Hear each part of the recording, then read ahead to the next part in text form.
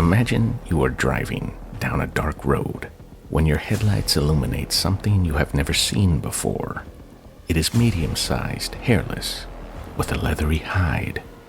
It has a greenish, dark gray coloration, and its large black eyes reflect a bright red in your headlights. As it begins to hop away, kangaroo-like, you are stunned to see a row of sharp, spike-like quills running down the length of its spine.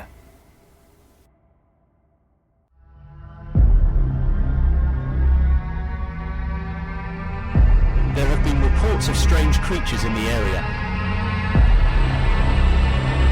Witnesses say they couldn't believe what they were seeing.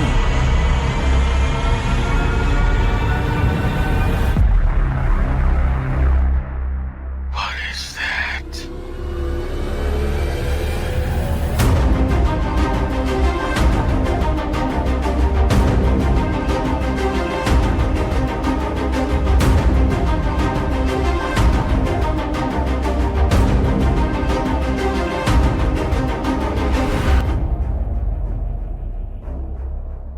Welcome, beloved fofers, doubters, naysayers, non-believers, and skeptics. Welcome to Paranormal, Fable, or Fact.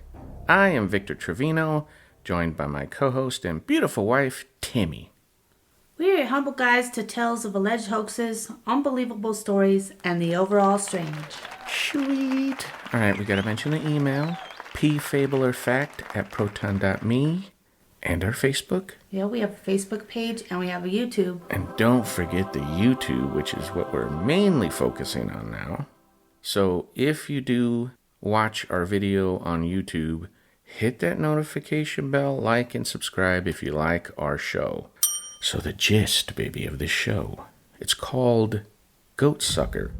In 1975, a series of livestock killings in a small town of Moca, Puerto Rico, were attributed to El Vampiro de Moca, the vampire of Moca. These killings were suspected at first to be committed by a satanic cult. Later, even more killings were reported around the island, and many farms were reporting this loss of animal livestock. Each of the animals was reported to have had its body bled dry through a series of small circular puncture wounds. And I've also heard some of them are triangular shaped. The first actual reported attack, eventually attributed to the actual Chupacabra, occurred in March of 1995. 8 sheep were discovered dead in Puerto Rico, each with 3 deep puncture wounds in the chest area, and reportedly they were completely drained of blood. A few months later, in August, an eyewitness named Madeline Tolentino reported seeing the creature in Puerto Rican town of Ganovanas, where as many as 150 farm animals and pets were reported killed. Wow. So, well, that's it. That's pretty much the gist. So we have a disclaimer for this one because we're going to have to get personal for this one, baby, because most of the arguments that I found against it was a book. And upon researching said book, I found out that it was written by a debunker who is basically like the editor-in-chief over at Skeptics R Us, which of course made me immediately, on guard because, you pretty much can't trust anything that comes out of their mouths. So we're not trying to offend anyone. We're only challenging their claims as they challenge the witnesses and the stories coming out about this El Chupacabra. Also, we're not claiming that the Chupacabra exists. We're only questioning the methods being used to disprove it, and that's very important. So keep that in mind. We're not trying to prove its existence. I'm only pointing out these methods, particularly in this book that I guess was like on some bestseller list I couldn't find. Makes all these claims of, that proves it doesn't exist. We're challenging that because it's nonsense. As we break it down, you're going to see what I'm talking about. And I didn't know the same author was also involved in some of the debunking of the Amityville Horror, which really made my hackles rise. Right. But let's get into the red flags. Okay.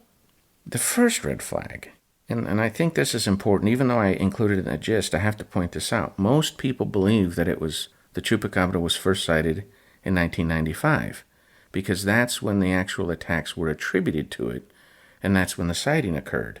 But no, like we said in the gist, it actually occurred, the first attacks occurred in 1975 with that town of Mocha, a small little town. So I just wanted to point that out because a lot of places that I went to, study this thing when I was doing my cursory research, they're like, oh yeah, it's a very modern creature in 1995. And I'm like, wait a minute, didn't I read 1975? Sure enough, it's 1975. I thought it was older than that. That's why I did this red flag, is because it's modern. It's not like Sasquatch that dates back thousands of years. It's not like the Loch Ness Monster that was reported like in the 18th century. It's not like a lot of other cryptids. It's kind of like the Dogman. That's more of a modern, because I think the Dogman was first sighted like in the early 1900s or something. But this is 1975, baby, which is still old, but... Oh, watch it. Well, whatever. But those first sightings weren't attributed to the actual Chupacabra, but there were strange deaths of livestock, just like there are today, which it's still occurring, baby. It hasn't gone away. Right. So the argument of the existence of the creature isn't, just remember, that's not the main point of the show. We're just challenging some of the methods that are being used by this now, I know, flat-out debunker. He's not a skeptic, even though that's what he touts himself as. He's a debunker and works over there at our buddies, Skeptics R Us. Yeah. So, the next red flag. After the first reports began, over 2,000 animals had been killed by 1996. So from 1995, and I didn't want to do the months and count it all up, right around a year, let's just say, to even it out, right around, and within a year's time frame, or right around a year's time frame, 2,000 animals were killed from Puerto Rico, Cuba, all throughout South America, I think even some parts of Central America. 2,000 animals, baby. That's a lot of animals. So that's nothing to sneeze at. That's nothing to just broom under the rug. No. So the next red flag, excluding the sightings in Mexico and the U.S., and we'll talk about that in the next red flag, El Chupacabra descriptions are all over the place, but only in a couple of things. So when you're talking about the South American version of this creature, they're pretty similar. It's described as being between 3 and 4 feet tall, basically chimpanzee-sized. Its skin coloration is like a greenish gray, kind of sometimes dark, sometimes kind of pale. It has the overall body shape of a kangaroo, but some people say it's kind of monkey-like too. So basically what I'm getting is like shorter upper arms and longer, stronger legs, is basically what it comes down to. Okay. But it's more reptilian. And I've heard a scaly hide or scales on its hide, but when I'm looking at the drawings of it, the skin looks more like what you'd see like on a Komodo dragon or an iguana. So not really scaly, like more like pebbly. Okay. That's what I'm getting out of it. So in every report, it's described as being bipedal, but people have seen it lower itself and move on all fours, usually only short distances. It seems like its main locomotion is like this weird hop that it does. It hops like a kangaroo almost, but it's like a weird kind of loping hop, or it can, and they've actually seen it leap really far distances. In fact, some people think that might be how it hunts. It jumps, and lands in an arc on top of its prey. But who knows? We don't know, because we don't know what it looks like. I don't even think it's been captured. I mean, there's been a lot of photos of what might be it, but mostly of the other version. And there's a specific reason why I'm separating them. And again, we'll get into that in the next red flag. It has large black eyes. I've seen it described multiple times as being similar to what you'd see on the gray aliens. Mm-hmm. And even in some of the drawings, you'll have those big oval-like, almost insect-like eyes. Looking. Yeah. But solid black. That when they're in complete darkness and you see them from a distance, they've been described as glowing either red or yellow in the dark, or when people see them in their headlights, they'll reflect red or yellow. So solid black eyes that reflect. And then of course the most famous description of this thing, it has like these large spines, quills, or spikes, long, sharp things running from the base of its skull all the way to the butt, to the hindquarters of this thing. And the fact that they describe them as spikes or quills, I think makes it different. In the drawings, you'll see it's almost like small little horns or teeth running down its spine, but they're described as pretty long. So that's pretty weird looking, Yeah. Now here's where we get into the all over the place, because sometimes it's described as having a really long tongue, or it has bat wings in some reports. Sometimes it has a tail and sometimes it doesn't. And I think that's pretty profound, baby, because a tail sticks out. Yeah. So do wings. If it has wings, well, I guess the wings, if they're folded up on its back and you see it at a weird angle, maybe it looks like it doesn't have wings. Yeah. But when they talk about it hopping, I guess birds kind of hop too, huh? Yeah. Flying birds. Yeah. So maybe that's what it is. Maybe it's more like I don't know. And maybe the people just didn't notice the wings or something. I don't know. But the tongue is another one. They try to use it as proof, evidence that it doesn't exist, because people are just making up descriptions of it. Well, what if it sticks out its tongue at one eyewitness, but the next eyewitness that sees it, its tongue's rolled up in its mouth? Yeah. So you're not going to describe a long tongue because it doesn't have its tongue hanging out. Right. You see what I mean? So Is it all over the place? Kind of, with the wings, possibly. But the tail is the main one, baby. That one I can't get away. I can't get away from that because it either has a tail or it doesn't. And if you see a creature, but again, maybe because of the angle it's standing, but I think that falls into the category of maybe people are just seeing whatever, misidentification, whatever. Because the tail is pretty hard to miss. Yeah. Especially if it's a long tail, you know what I mean? Well, and plus, if you're thinking about Chupacabra, like in my brain, that's not what a Chupacabra looks like. Right, because you're looking at the other version. Right. And that's why we're going to talk about this. Okay. So the next red flag, this is just in my opinion, baby. I separate them. Okay. Because what's being seen in the United States and parts of Mexico are completely different, baby. You're talking about a quadruped creature that basically looks like either a dog or some kind of weird coyote hybrid, completely hairless with dark gray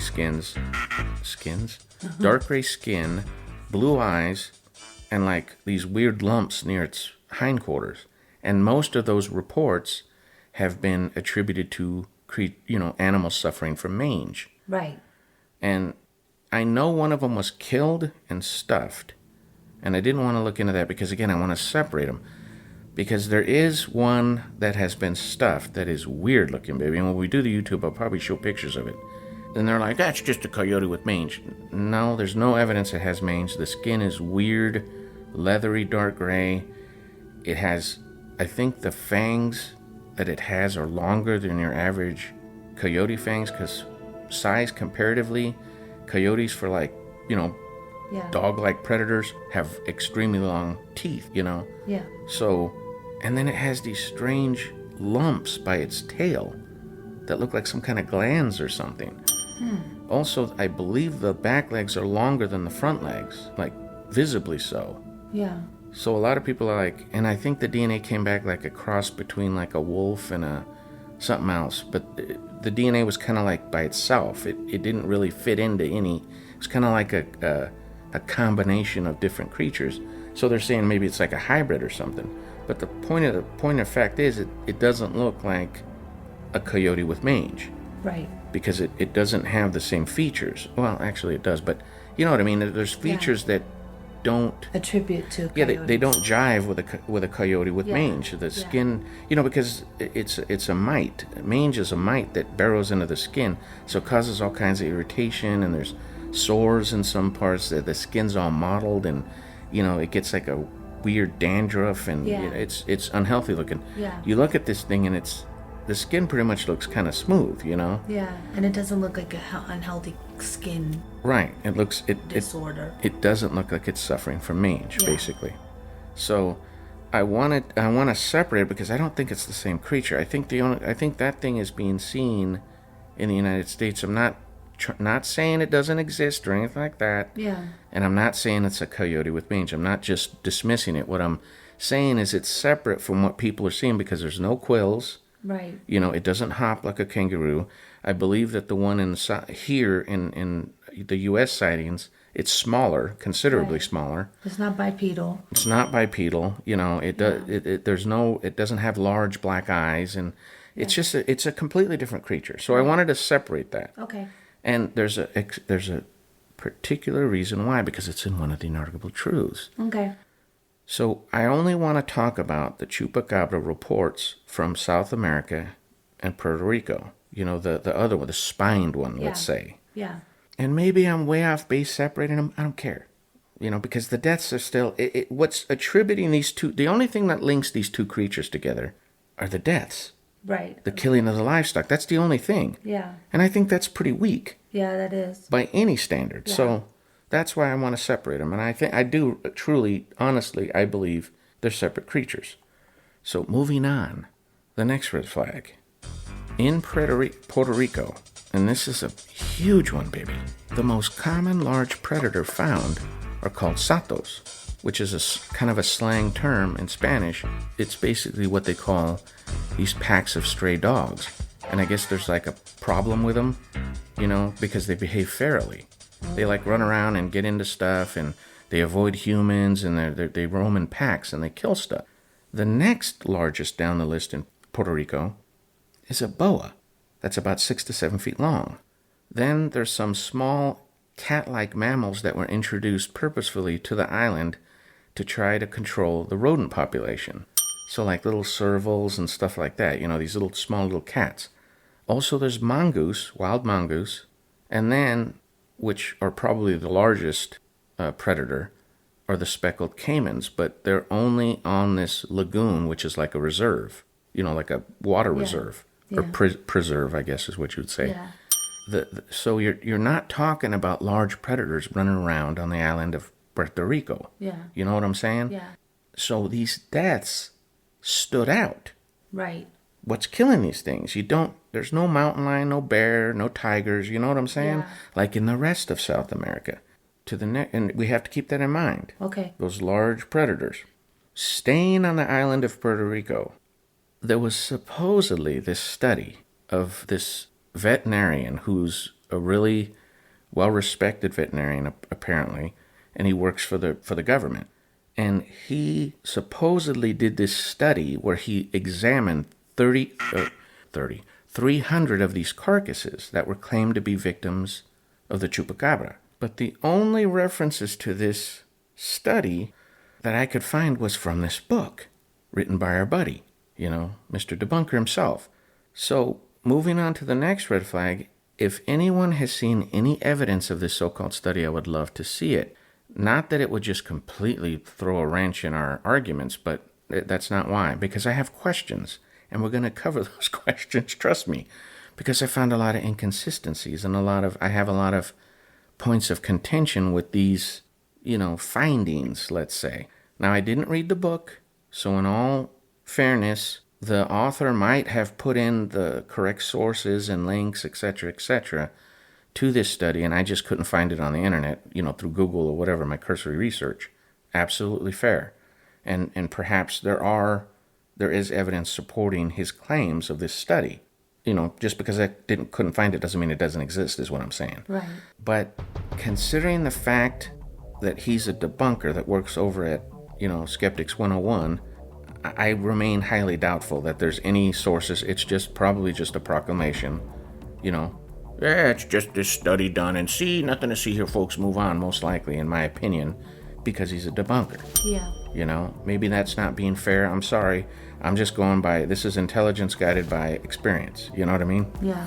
Proclamation. They just say whatever, and then, with little to no evidence to back it. But anyway, moving on.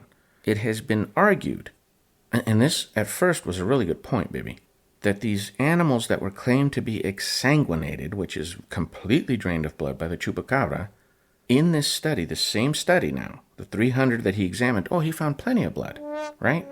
Mm-hmm. And I'm like, and that's it, mic drop. Okay, that's it, we proved it. See, they're lying. They don't know what they're talking about. My response was, so? When I started looking at the witness reports, it was mostly the headlines that said completely exsanguinated and bloodless.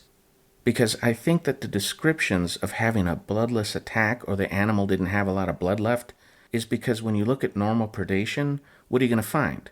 A lot of blood. A lot of blood. Not only in the area, perhaps, but on the animal. Yeah. Because it's being bitten and clawed and whatever, right? Right, torn apart. But there's no blood. So here the farmer's saying, hey, we found these dead goats, these dead rabbits, no blood. Oh, they're completely bloodless. Do you see what I mean? Yeah. Isn't that possible that the news headlines are the ones that started claiming completely drained of blood? Fake news. Possible fake news. Didn't want to say it, but since you did, baby, I'll take it. Just saying. Because I didn't actually hear any of the eyewitnesses, because I watched the news reports. Yeah. Where they were actually being interviewed. I didn't see any of them say, oh yeah, that was completely drained of blood.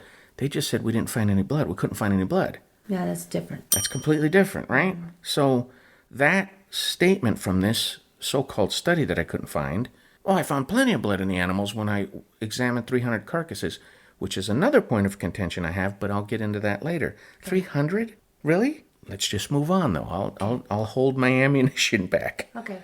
The next red flag.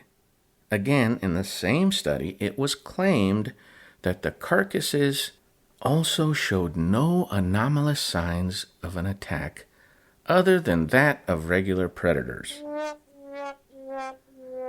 Now, we've been polite so far, baby, but on this one, I gotta call BS. I gotta say, this is a flat-out lie. I mean, they're just flat-out lying, which is why I wanted to see this study that this debunker claims in this book, because it's just a flat-out lie, baby. Normal predators, like the satos, these stray dogs, or even a boa, what do they do when they kill something? Tear it apart. And they eat it. Yeah, they eat it and tear it apart. They don't leave the body laying there with a couple of holes in it and just leave it there. Yeah, no. So just that alone, just that fact alone, is an anomalous attack. Right. How do you explain that? Baby, what dog do you know is going to kill a rabbit and just leave it there? None. Especially if it's hungry. Yes. It's going to eat it. A mongoose, it's going to eat it. A snake, it's going to kill the rabbit and just leave it laying there. A chicken's just going to leave it laying there. It's nonsense. It's going to consume it. The first thing it's going to do, consume it. Even if you look at different parts of South America, Nicaragua, Colombia, Bolivia, Chile, where they see these things, you're talking about larger predators. What do? They drag the prey away to eat it in private or in a secluded or safe area. Yeah. They don't leave it laying there. So that alone, to me, blows a hole in it. That whole claim, nothing to see here, folks. This is just regular predation. Nothing to see. Move along. What? Yeah. What are you talking? That's just a flat-out lie. Yeah. So let's move on. Okay. The next red flag. In some cases, there's only one puncture. I've seen other reports where there's multiple punctures, but still only one puncture. In other words, it's not like tooth marks. Sometimes it was, in some cases, just 2 little holes, sometimes 3 holes, sometimes just 1. So it could be, if we're talking about like maybe 1 tooth or something that this thing uses, or like a proboscis, like a mosquito or whatever, maybe it's hitting the animal multiple times. And that's where we get these variations of holes. Because I've seen reports that sometimes it's in the neck, sometimes it's in the chest, and even sometimes in the abdomen of the larger animals like cows and horses, leading credence to the idea that maybe this thing's small and could only reach, Oh, yeah. you know what I mean, the undercarriage of a horse or a cow. Yeah. So just these weird punctures, and then the animal's dead.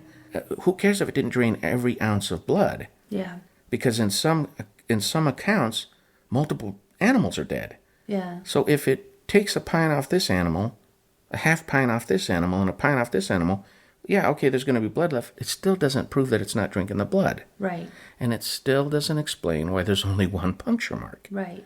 Which is not a normal sign of predation. What would a chicken look like if a stray dog or a pack of stray dogs got to it? It wouldn't be left just feathers. Feathers everywhere. Yeah, blood everywhere. Blood, Maybe some bones. Same thing with a boa. With a boa, there would be nothing left. There'd be nothing left. The chicken would just disappear. Yeah. So when you find these little holes on these bodies, on these carcasses, that's not a sign of normal predation. Moving on. Another really weird thing, baby. And there's a long report that I found on a chat room, and it was so well done. It was somebody from Chile. I copied part of it. Oh, man, maybe I should have given him credit. Maybe I'll put it in the show notes so that people can go read it themselves in its entirety. Very broken English, just to give you a warning, because I don't think their native language is English. I think their native language is Spanish. So I had to make some adjustments so that it made sense, you know what I mean? Yeah. Because it's in English, but there's abbreviation and punctuation mistakes and stuff like this, but fair warning. But it's an excellent story, and I'm going to read part of it as we move on before we get to the inarguable truths. But anyway, this is one of the claims made in that account, but I also found other people saying the same thing on this island of Puerto Rico. The prey didn't seem to fight or try to run away. In other words, there's no sign of struggle. Again, we talked about the chickens, baby. Yeah, that's strange. There would be feathers everywhere. These dead chickens were laying there with one hole, and they're just laying there. Yeah, they'd fight. They'd squawk, they'd scream, they'd try to fly away. Yeah. Ditto with a goat. It's not going to just sit there and let you bite it or attack it. It's going to try to run. Right. In other words, the farmers heard no noise. Yeah. No animals were screaming. Because when there's any kind of predator out there, baby, all the animals start making all kinds of noise because they get frightened. Yeah. Well, some predators go crazy too when they're attacking and killing. Dogs. Coyotes. Dogs would bark and stuff if it was stray dogs coming on your farm to kill your animals. Your dogs, if you have your pet dogs, they're going to start barking and stuff. Right. No signs of struggle, no noise. It's like the animals just sat there peacefully and let this thing kill them, which is, again, not normal predation. No. Moving on. And these are the questions. Now we're getting to the next red flag. And these are the questions I would have. If somebody can find that study, I would love to see it, because I would like to ask, or I would like to look and see how much time passed before the animal died and this veterinarian, who supposedly examined 300 carcasses, was actually able to examine it. Because, and it's one of the inarguable truths, so I don't want to go too deep into it. But remember, they didn't find the animal until the next day. So how long did it take to get that carcass to this veterinarian, or did he get airlifted to the farm? Right. To examine these animals? Yeah. Did he travel to the farm? Did he travel to the farm in his car? Did they transport the carcass to him in refrigeration? Was the area... I would assume he would have to go there to the farms, because you'd want to see the area, right? Yeah. To explain how it died. Right. If you're going to do this scientific examination. Especially if there's numerous carcasses. Right. Now, does that sound like what a normal veterinarian would do? Well, you're talking about like medical examination. I don't know. I've never owned like a, because I think with the larger livestock, you'd have to do that. Yeah. Because it has to be like documented. Plus, you want to make sure that the animal didn't have a disease, because you don't want it, spreading to the rest of the herd. If you're talking about animals. Yeah, if you're talking about, if you find a dead cow or dead horse, you're going to want to call a veterinarian. But for rabbits, chickens, goats, sheep, I don't know if you would do that. Maybe goats and sheep. Now, maybe. If you're using that for a herd and stuff, you want to double check that you're not going to get, like, the rest of the herd's not going to get sick. But if they didn't find it until the next morning, that means the animal already sat out overnight. Yeah.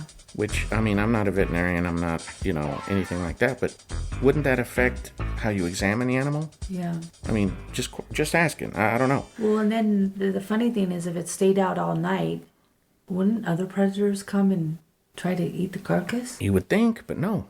They were just found laying there, dead, with holes in them. Yeah. Now, the island of Puerto Rico is 3,500 square miles. It is described as taking between 2.5 to 3 hours without traffic on main highways to get from one side to the other. That means on a freeway, basically, it would take you 3 hours to get from one side to the other.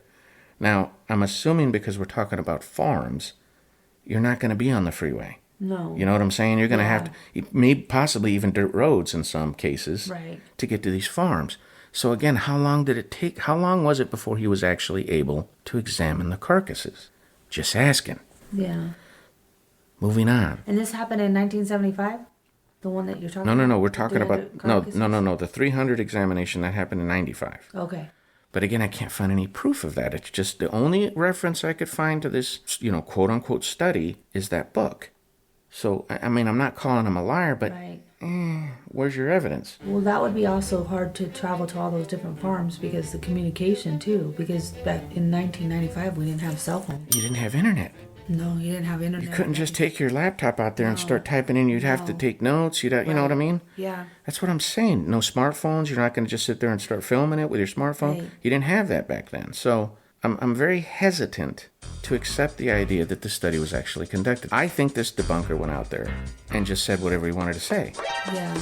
Because, proclamation. Or maybe he asked them and he said, oh yeah, I found some of them still had blood in the body. Oh, that's it. All of them had blood in the bodies. That's it. No, but nothing to see here, folks. Yeah. This guy looked at 300 of them, which is, again, baby, what veterinarian has time to be driving around to that many farms? 300 dead animals? Come on now. And I believe it said over 300. He examined over 300 because remember, it was 2,000 in the entire area within a year. And again, when was that study conducted? What months? How long did it take him to examine those animals? We talking about over a 5-year span or what? Yeah. Do you see what I'm saying? Yeah. It's just odd that there's no evidence, that I can't find it. That's the only reason I'm pointing it out. Anyway, moving on. There was a claim, and this was initially a very good point. So I'm not knocking it. I'm just saying there was a claim, I believe it was a biologist, that said that an average size predator, which is the size of this chupacabra, it couldn't survive on a solid diet of blood. And I'm like, oh, wow, that's a really good point. So I put it in the red flags. Then as I'm doing my cursory research, this little link pops up about vampire bats. And I'm like, well, yeah, vampire bats live on a solid diet of blood. Well, how do they do it? So I looked it up. Vampire bats apparently lost 13 genes over the course of evolution that may, very important word, baby, that may have allowed them to survive on a blood diet rich in iron and protein, but with minimum fats and carbs. Now, why is that word may important in there? Basically, that's a nice way of saying scientists don't know. Yeah. They're not sure. Yeah. They believe Yeah. that's what it is that these 13 genes, this animal evolved specifically to just live on blood. Yeah, it's a theory. It's just a theory. Or it might be more than a theory, but to put that may in there is very important because they're not sure, they're not positive. Also, they have specialized bacteria in their gut, which allows them to safely digest food. And that word stuck out to me, safely. So I looked it up. Consuming raw blood can irritate the stomach lining of not only humans, of any animal. That's why when you have internal bleeding, you'll vomit and stuff. Or if you have a bleeding ulcer, it'll make you nauseated and you'll vomit. You'll throw up a bunch of blood. It's not something that's easily digested in our system, in our digestive system. And also, if you consume raw blood, you can get affected by what's called iron overload, which I had to look up as well. This is a medical condition where you have too much iron in your blood. And that much iron can actually start to cause permanent damage to some of your major organs. Oh, wow. It's not suggested Yeah. that we consume raw blood. Right. That's why most people, have blood pudding and stuff like that where they cook it. Now, the reason I put this red flag in there, baby, is because since we don't know, since this is an unknown creature, possibly a new species, how do we know it didn't have the same 13 genes go away and it evolved in order to consume blood? Is there any evidence of that? No. I think most rational people would say, well, yeah, I guess that's true. It could do that. Maybe it has the same kind of specialized bacteria in its gut. Just because no other known creature that I know of, besides only a few, it's just like a small handful, baby, that actually, and I forgot what the scientific term for it is, but not very many species on this planet can live on solid blood because you need fats and you need carbohydrates. Yeah. So isn't it possible that maybe this thing has the same adaptations or the same evolutions that the vampire bat does? Nothing else? Oh, I'm just trying to keep up with the whole. I'm trying to keep up because I didn't know. I thought vampire bats. I thought that was just. I didn't know that that's all they consumed was blood. Solid diet of blood. I thought vampire they consumed like everything. No. I thought it was just a. I thought it was just a they're just naming it that for other. Oh, characters. you thought it was just a nickname because they can feed on blood? Yeah. No. Yeah. That's all vampire rats feed. Now you got me. I said vampire rats. Yeah. That's all vampire bats feed on is blood. Yeah, I didn't know that. That's it. Yeah, they're one. That's I believe they're one of the only mammals that can. I think there's some insects that do, but I believe Mammals, I think the only one I could think of is a vampire bat. Maybe there's more, I don't know. But I think that kind of shoots that argument out of the water. That, well, it would need more. It couldn't just subsist on blood. Well, how do we know? Basically is what I'm saying. It's an unknown creature. Yeah, exactly. Here's the big one, baby. And this one irritated me to no end when I first heard it like years ago. Okay. It is famously claimed that first witness, that Madeline, who saw this thing outside her window, was influenced by the film Species, which came out in 1995. It came out a few months before she saw this thing. So Mr. Debunkers R Us was like, well, that's it. She just saw that, latched onto it, and that's it. So of course, his book is just hailed as being so intelligent. When, baby, we've already, how many points that he's made in this book that supposedly disproves this creature that we've just shot holes in? Yeah. This one's another one, okay? This one is just dumb. Just dumb, baby. And we're going to go into it in more detail in Arguable Truth number 2, so I don't want to get too far into it. Okay. But here's what I will say, because all his academic friends, oh, yeah, perfect explanation. Excellent job. Obviously species. That's all it was.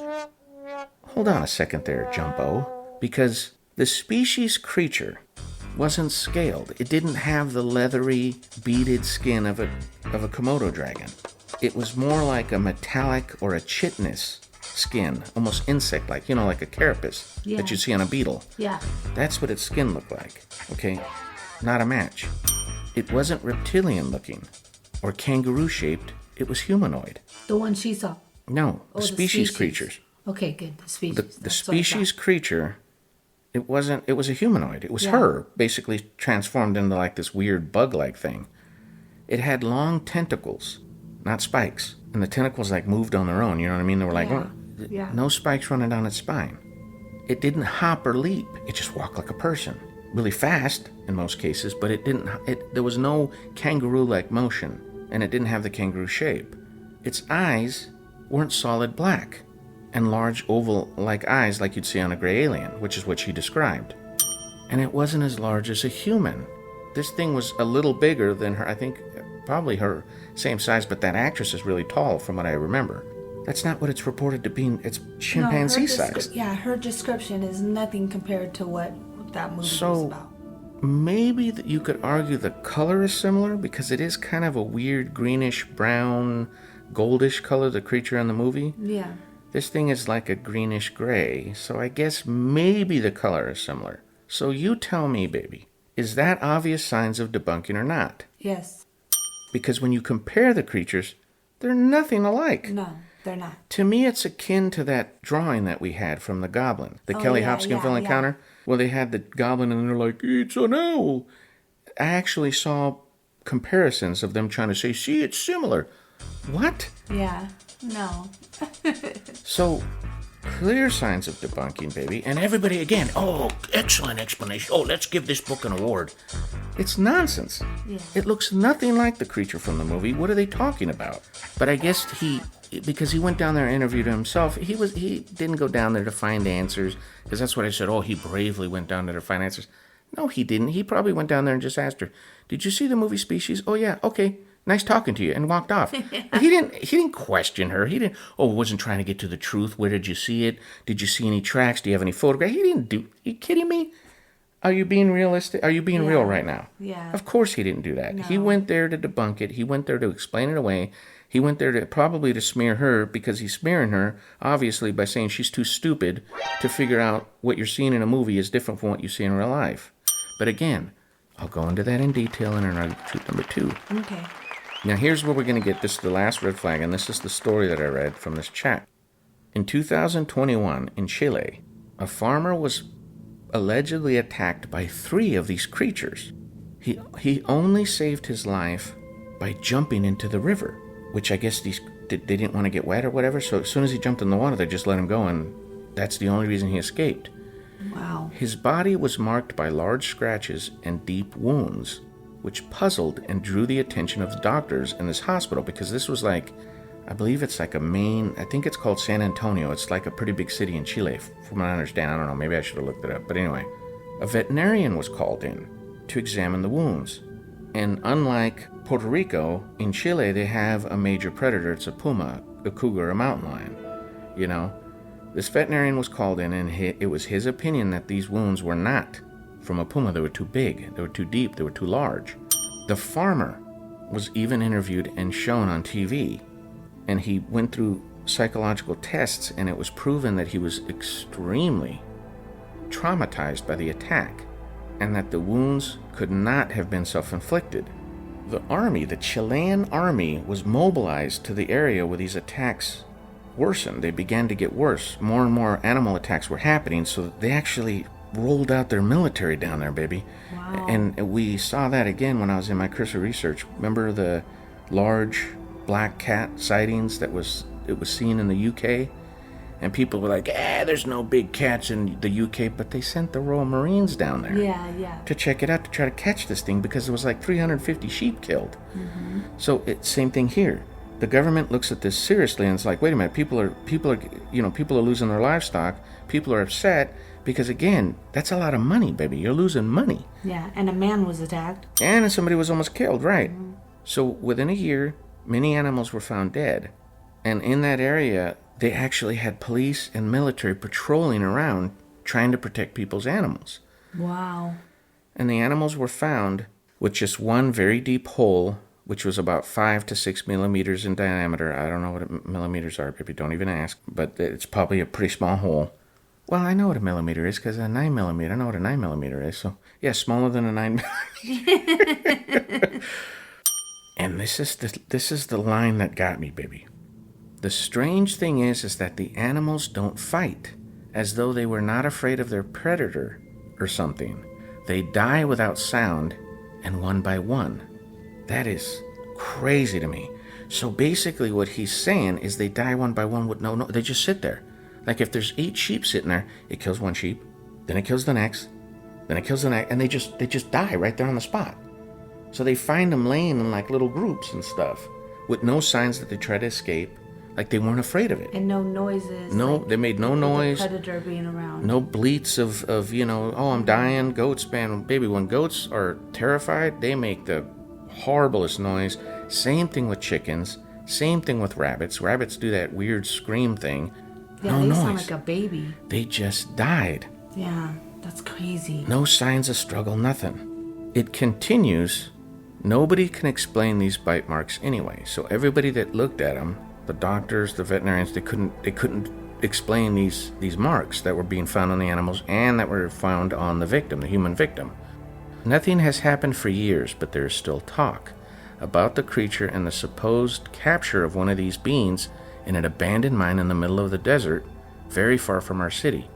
We never believed in the existence of this being until the attacks began, which is nuts, baby. And I saw this other YouTube channel where I guess he did some research into it, and he claims that when they captured one of these things in a cave, that the U.S. government came in and took it away. And this was in Chile. The Chilean military caught it, and the Americans took it away.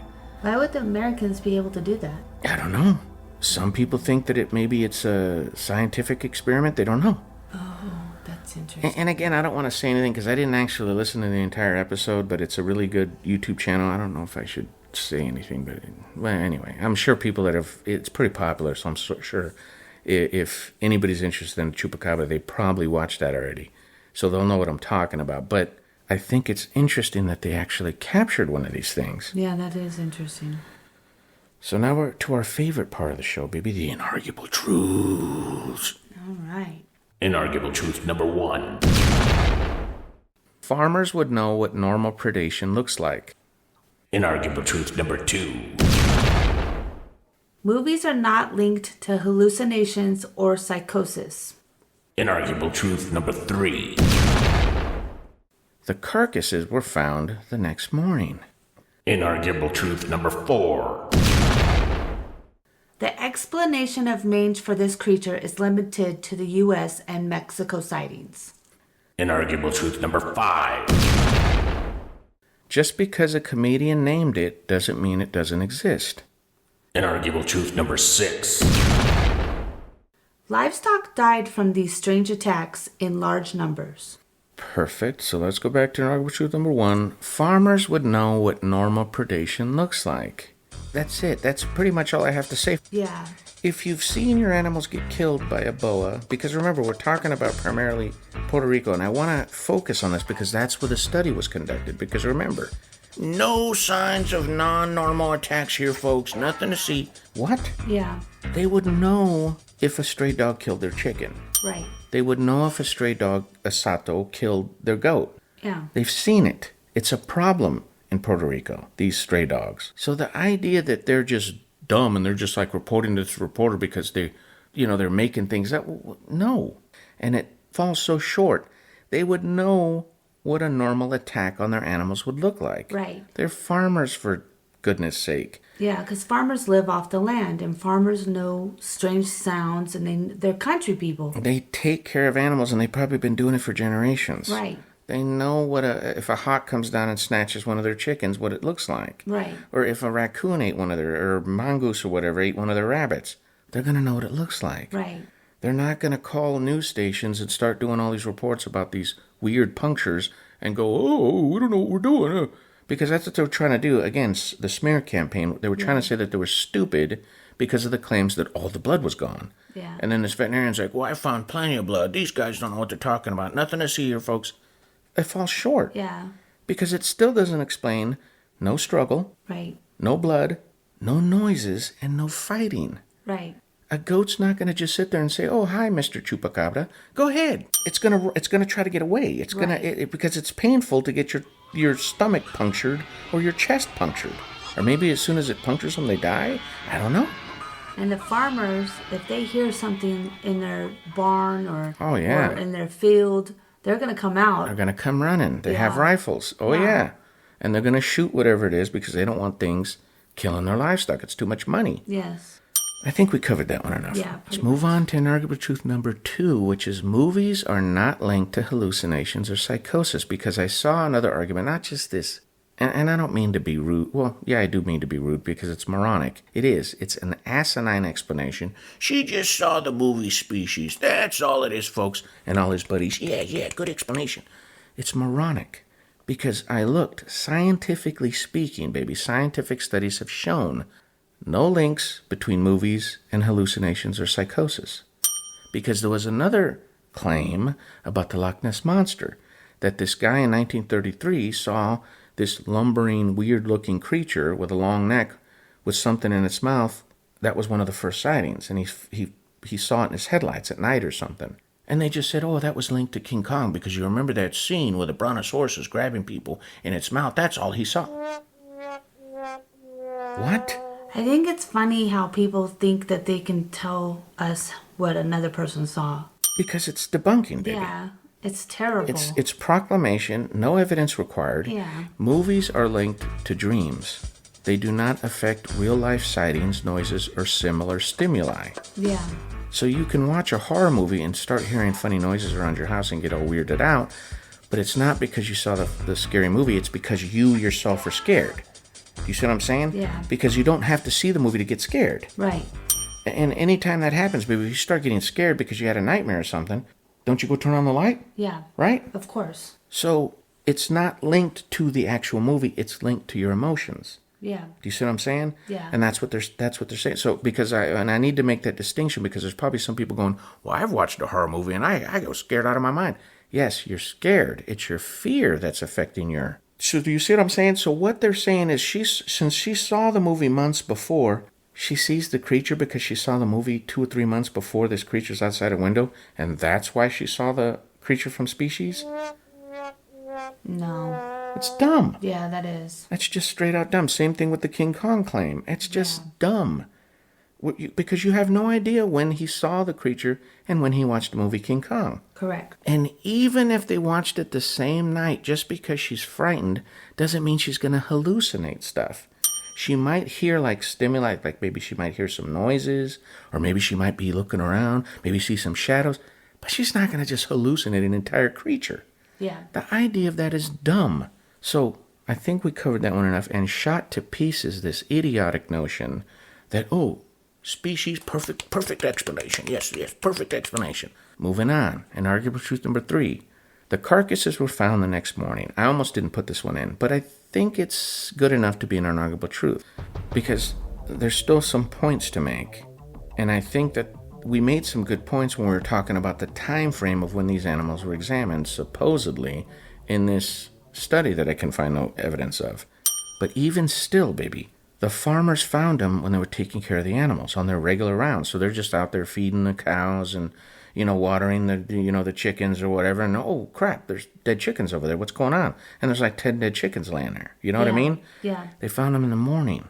So, again, that inarguable truth. Well, did we talk about that red flag where they're nocturnal? I don't think we did. I think we skipped it. Obviously, the animal is nocturnal. It was supposed to be one of the red flags. Sorry. I got a little excited. Probably rolled right over it. But, yes, there's evidence that they're nocturnal because of this inarguable truth. They're always found in the morning. I think that there's some video of them going out and looking at the dead animals at night, but that's because the news crew didn't get out there until that evening. Do you see what I'm saying? Yeah. And the footage was filmed at night, but the animals were found in the morning. Okay. 100% across the board. Oh, maybe not 100%, but, 95% of them. You know what I'm saying? So the carcasses sat for hours, which could affect the blood and any study that was possibly being performed. Because that was the argument, baby, that the blood pooled. And you don't have to be a scientist to know this because, again, I'm sure these farmers have found dead animals before. If you roll the animal over, you see that the blood pools at the bottom of the body after somebody dies. It happens in humans. Yeah. It happens in animals.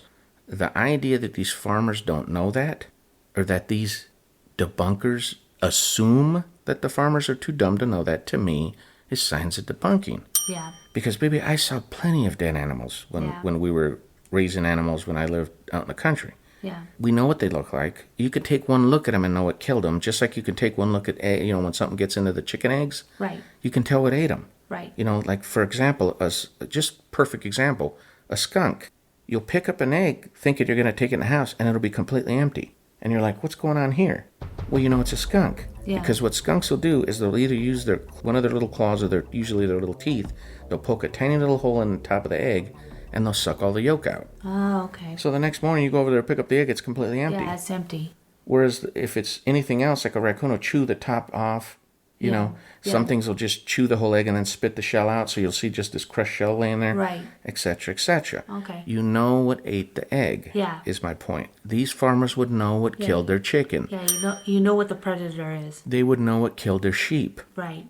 If they don't see a bunch of wool laying everywhere and the dead sheep's laying there with its, it's been disemboweled and half its body's eaten away, then they would know it's stray dogs. Yeah. Plus the signs of struggle, baby. And I know hunters are going to agree with me on this, if you've ever come across an attack of either coyotes or wolves on a deer or something like that, obvious signs. And obvious signs of struggle, baby, because the animal doesn't go down without a fight. Right. It's not going to just lay there and let them eat it. Right. It's trying to get away. Sometimes you'll see blood trails for a long ways because they keep gnawing on this thing as it's trying to run away. Right. It's terrible. But the idea that these farmers wouldn't know that stuff, to me, is clear signs of debunking, baby. So moving on, inarguable truth number 4. The explanation, and this is a big one, the explanation of mange for this creature is limited to the U.S. and Mexico sightings. It's only limited to those.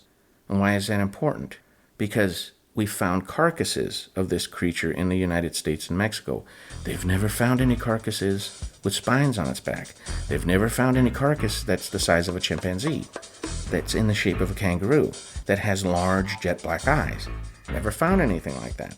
That's why I say you need to separate them. I think, in fact, I believe that the reason they're combining them isn't just because of the attacks, the deaths of these livestock. I believe it's a way to broom it under the rug. Look at how different they are. How can you say it's the same creature? Do you see what I'm saying? Yeah. Well, who's saying it's the same creature? Yeah. The newscasters. It doesn't sound like it is. It's the news saying it's the same creature. It's the reporter saying it's the same creature. It's all the skeptics writing all these books that's saying it's the same creature. Right. I'm not saying it's the same creature. In fact, I'm saying it's a different. I think it's a completely different creature. Sounds different. It is. It's completely different, baby. Mm-hmm. So if you're going to argue that, mange just completely explains away the existence of this creature, not even close. It's a swing and a miss. Because there's no link to mange of this other version of it, this spined version that we're talking about. The only thing that links them is the animals in these reports were killed in a similar fashion in the area, and that's it. That's the only link, baby. Yeah. That's it. Now, I had a theory about this, too. Could both of these be part of that whole animal mutilation thing? You know, where they find these animals with precise, almost surgical wounds on them, and there's organs missing, the tongues are missing, the eyes are missing, you know, their genitals are missing. Could it be part of that? I don't know. Wow. But it's just something to throw out there, because in most of the reports in Texas, these strange deaths where there's just a small puncture or two in the animal and it's laying there dead, presumably from blood loss, because how else could it die? Right. And the creatures down in South America, same thing. That's the only similarity, baby. Other than that, it's a completely different creature. Huh.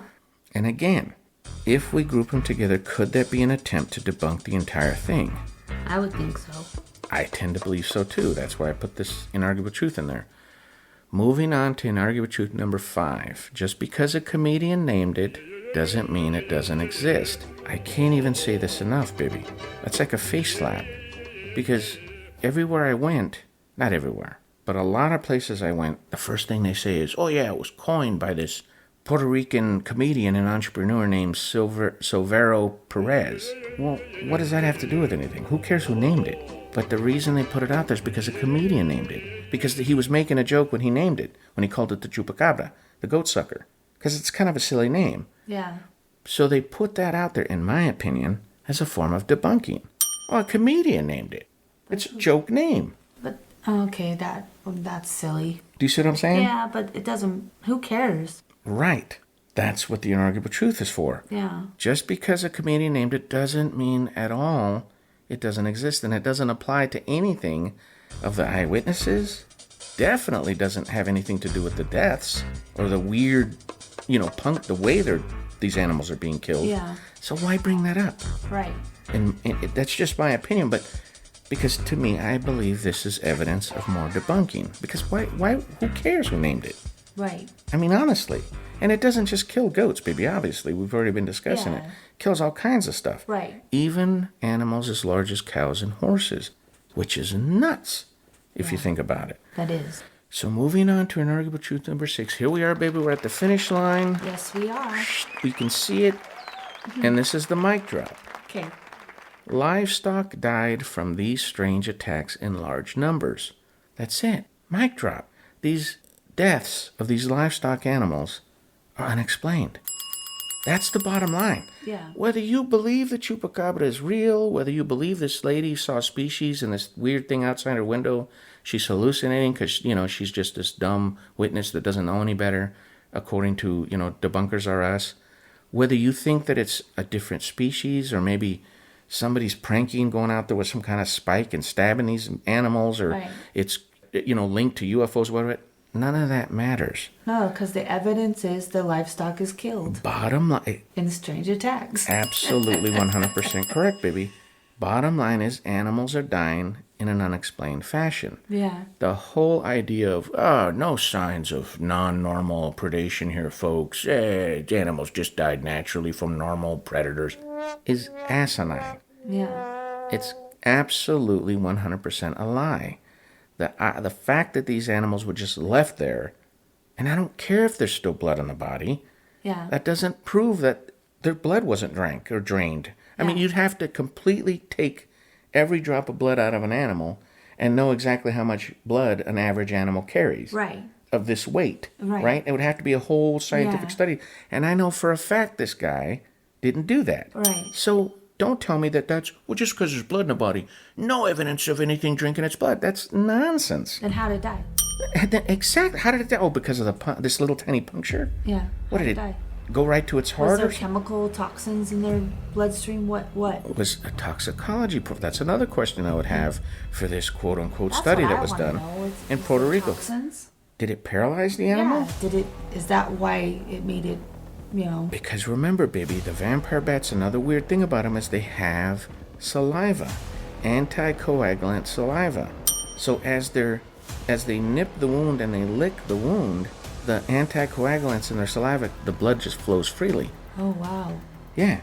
So is it possible that maybe this thing does the same thing? Or maybe has some kind of a toxin that paralyzes the animal? Or maybe it makes it to where the animal can't feel the wound? Or maybe it knocks the animal out? And we don't know. Yeah, exactly. That's the point. There's still unexplained deaths happening. We can't explain them. The idea that just because this clown comes out with some study I can't find any evidence for and making all these outlandish claims, Chupacabra, completely made up. No, sorry. You're falling short. In fact, I would even make the argument, could it be possible that this creature that she saw is blamed unfairly? Those other great creatures that we see here in the United States, those weird dog-like things, are they being blamed for these deaths unfairly? Right. Has anybody ever actually seen one of these things killing an animal? Yeah, right. Do you see what I'm saying? Yeah. And the most thing that to me, that the mic drop that supports this inarguable truth, baby, the mic drop, is that people aren't afraid of it. It's only attacked one person. And we don't even know if that person was actually attacked by one of these things. Yeah. There's just, the wounds didn't match up to a puma. So who knows what attacked him. Right. But his description was it was one of these things. But from what I understand, that's the only instance where a human was attacked and almost killed. Of course, people going missing, maybe, we don't know, you know. Right. But that's the only case. Most people are afraid of the costly loss of their livestock. That's why the news is involved. That's why they're calling veterinarians. That's why they're calling the police. That's why it attracted so much attention. 2,000 animals dying, baby. That's a lot of money, especially when you're talking about some of the poorer areas in these countries, you know. Farmers that don't have that many animals.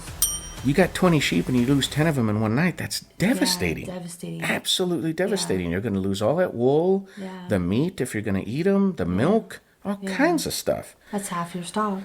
That's terrible. Yeah, Chicken, same thing. You're losing out on eggs. You're losing out on meat, you know. Yeah. That's why it was such a big deal. This inarguable truth is the mic drop. Because of that, stuff's still dying. Yeah. The way they're dying can't be explained. And the idea that, oh, no, there's no anomalous signs of predation seen is absolute nonsense. And that's pretty much it, baby. That's crazy. In conclusion, baby, what do you think the Chupacabra is? I have no idea. I think it's because they found it in a cave or something, and then the Americans came in, it might be a hybrid made by scientists. Possibly. I'm going to go with that. You think it's a scientific experiment? Yeah, I'm going to go with that. Okay. My conclusion, I don't think this creature is linked to these deaths. I honestly believe that these livestock killings are linked to something completely different. I believe they're linked to these animal mutilations, you know, and those are unexplained as well. Yeah. And those deaths are still happening.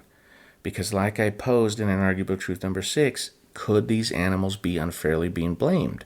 I think it's entirely possible. Has anyone actually seen one of these creatures killing their animals? I mean, if there's a dead animal laying there and you see the creature in the area, that's no proof that it killed it. Right. There's still plenty of predators that could kill it. But the thing is they're killed in this specific, odd, weird, unexplained way. Unless somebody films one of these things, or unless somebody films one of these things killing a goat or killing a sheep, I remain highly skeptical that this thing actually exists. And if it does, that's still not evidence that it's the one killing these animals. Oh, so you don't think the creature exists? I don't know if I wouldn't say it exists. I'm more skeptical that it has something to do with the deaths. Okay, I gotcha. You know what I mean? I don't know. Because, well, no. You think there's another predator out there that's doing this? Like maybe even humans? Or UFOs, or whatever explanation you have for the animal mutilations. I think these deaths have to do with the animal mutilations. We probably should do a show on those. Because I don't think you know what I'm talking about, do you? No, I have no idea. But it sounded good. See, that's what I'm saying. I think it has to do with that. I don't think it has anything to do with this creature. I'm not ready to say that I think it exists, but I'm not ready to say it doesn't. Okay. I'm on the fence. Okay. I'll just leave it at that, because I'm not gonna dare accuse, Madeline Dolentino of being dumb enough to confuse this thing with the creature from Species. Yeah. what a disrespectful criticism of her story. You know what I mean? Yeah. And again, the smear campaign, just making her like she's stupid. Oh, she saw the movie. Obvious explanation. Yeah. How disrespectful, you know? During your research, did you find like when the latest of these sightings were? Of the sighting, I believe the last sighting that I could find was like in 2013. Okay. So it's been a while. But the animal deaths have occurred all the way up until today. Now. Oh, wow. They're still happening. Huh, but that's what I'm saying. There's no correlation of these creatures being sighted and the animals dying. Right. Ditto this weird thing that we have up here, this gray-looking dog-like thing that some people are saying is a chupacabra. I don't think it is. I think they're two totally different things. But the deaths keep occurring, but the sightings are spotched. You know, there's no there's no correlation. In other words. Okay. You know what I mean? Yeah. Which is why I tend to think that they have nothing to do. I think it has something to do with something completely different. But it pretty much does it, baby. Okay, well, I don't know if it exists or not then. I'm confused. But if it does, you think it's a scientific Oh, experiment? yeah. Okay. Yeah. It's not a natural character. You know, if I was going to say that I think it existed, I would have to agree with you. I think that's the only thing that makes sense, especially if you're going to put any kind of belief in that report that the Chilean military found one of these things, captured it in a cave, and then the U.S. comes and takes it. Yeah, true. If that is true, if there's any evidence, even secondhand evidence, that's not pretty good evidence, but it's at least leaning toward that idea that it might be some kind of scientific experiment or some kind of hybrid or something. I don't know. Okay. Well, thank you for listening. Please go to our Facebook page, go to our YouTube and subscribe and keep listening. And thank you for listening. And reach out to us if you want. Give us some show ideas. And that's it. Yeah, I just want to say that on the YouTube, keep them comments coming because some of them are they're so not only enlightening and well thought out, but they're very polite. The majority of them very intelligent, very interesting, and it's motivating to have Tammy and I continue doing the podcast. Yes, and I agree. I completely agree. The comments are awesome. Yeah, but other than that, good night, everybody. Good night, everybody.